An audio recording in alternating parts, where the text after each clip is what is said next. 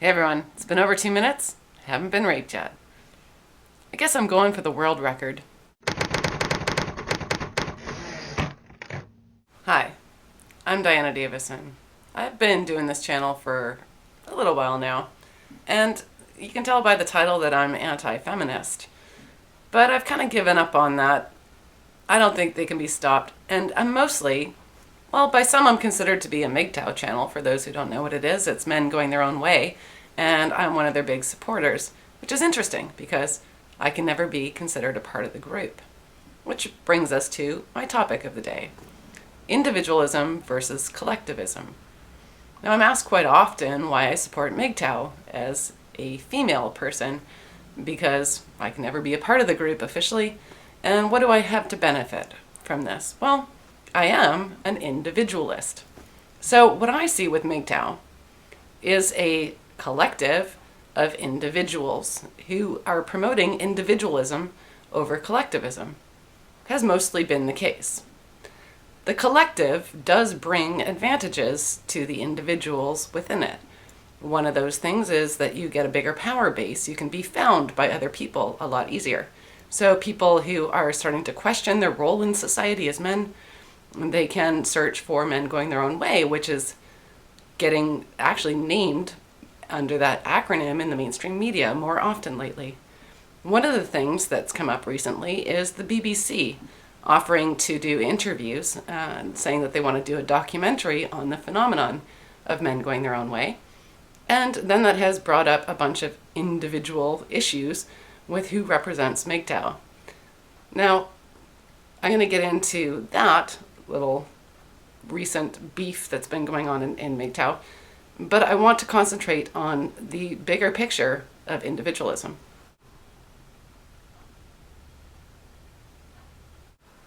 So, individualists reject sacrifice in favor of the benefit of the group. So they place the value of their own needs and their ambitions at, if not equal, if not above, at least equal to the needs of the group.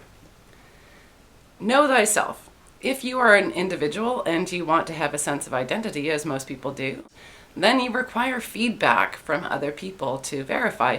You may think you're funny, but if you never have somebody laugh at something you say, then you can't be sure. If you think you're smart, but you've never had somebody else confirm that for you, or say, wow, that was a really clever or insightful statement, then you can't be sure how smart you are. We require other people in our lives to mirror back our sense of identity, and this is an important aspect of needs of an individual. That if we have no sense of self, then it generally will not create a very pleasant life experience. So we're stuck with that to some degree. We require other people in our world, and we have to learn how to communicate with them. In order to get positive feedback from the group, you devote your life to the betterment of the group. An individualist isn't content with that. An individualist is saying, well, yes, there's a group, and well, they get some benefits from the security of the group and the safety of the group, if not just with their own identity, then safety against attack from outside groups. They do not feel that their life is going to be rewarding or meaningful unless they assert their own individual selves sufficiently within that group. So one of the lines that they draw is they're not willing to sacrifice for the needs of the group. And it was originally individualism, a pejorative term, basically equivalent to antisocial. And the social pressures within a group can be quite significant. One of the things anarchist communities claim will replace a legal system, a justice system, in an anarchist community is social ostracization. And the power of that is pretty extreme. So one of the things I found really amusing when the BBC contacted a few people in the MGTOW community about doing a documentary on the community is that a bunch of videos went on air saying, what do you think? Should we talk to them? Should we not talk to them? And their suspicions about the BBC. Now, these videos are public videos, and they were done as if the BBC wasn't listening. But at the same time, an article went up about the MGTOW community naming a specific individual, Sandman, as being the leader. And this resulted in some interesting behavior.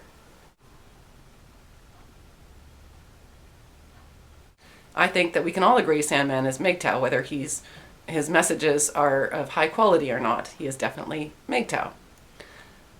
Then we have the response of people trying to shut his channel down.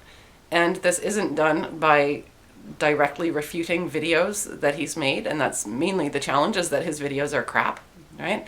But instead of refuting those videos one by one and going through and putting the effort in that is required to do a video every day, the collective has pretty much ganged up behind the scenes to shut his channel down. Now, aside from being an individualist, I am a champion of free speech. And whenever anybody tries to silence another person, be it just telling them that they're not allowed to speak somewhere or actually trying to collectively get their channel shut down, I'm going to say something about it. Sandman has every right to do a channel and do whatever videos he wants. I think that's an important aspect to a society which is saying that you don't owe your life to the collective, that you don't try to use these tactics against individuals within it.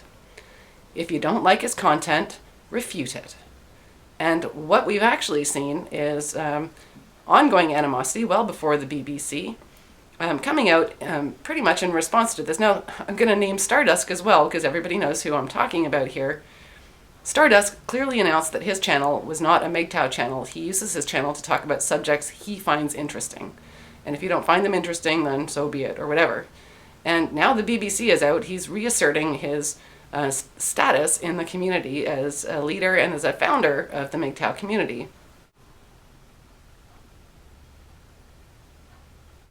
Now, I don't really care personally about Stardust's channel or Sandman's channel. What I do care about is how the individuals in the loose collective of MGTOW are going to deal with their individualism versus collectivism attitude. Are you going to gang up and force somebody out of the community? Or are you going to grant people a right to express themselves on a topic you all share in common? I think that's one of the things that MGTOW does quite well. They have splinter groups, they have different categories of MGTOW. There's, name calling that goes on between them. But all of those communities existing, I think, is a very valuable thing, because there's something there for everyone, and the individual is being valued above the collective. So that's my thought, and my suggestion about the BBC is that you get them to write a list of questions, and every MGTOW has an opportunity to answer those questions. Nobody's the leader, everybody gets their say. BBC can and will pick and choose out of the material that's already on the internet as to how they're going to represent you. You don't have control over that. You do have control over your channel and how you treat other people in the community. All right, in terms of collectivism, there is a meeting going on, MGTOW Meet Up, being held by John the Other out at the Mahony's pub at UBC. That's so anybody in the Vancouver area who can make it out there. I encourage you to meet people from the internet. I'm going to be there. And also there's going to be somebody from Cafe there. So the reason it's at UBC is not just for normal residents of Vancouver, but anyone who is going to be a student at UBC. This is your chance to try and organize a group, a men's group, at UBC. Cafe has had some recent success down at Simon Fraser University. They've managed to establish a men's group there, so, there's lots of reason to believe this could happen. This is a chance for men to create a space where they can talk about their issues, and they can try to imagine creative ways to improve the lives of men in our society. So I encourage you to go out there. I'm going to be there. John the Other's going to be there. And there will be a member from Cafe there that you can talk to about that as well. So 24th of August.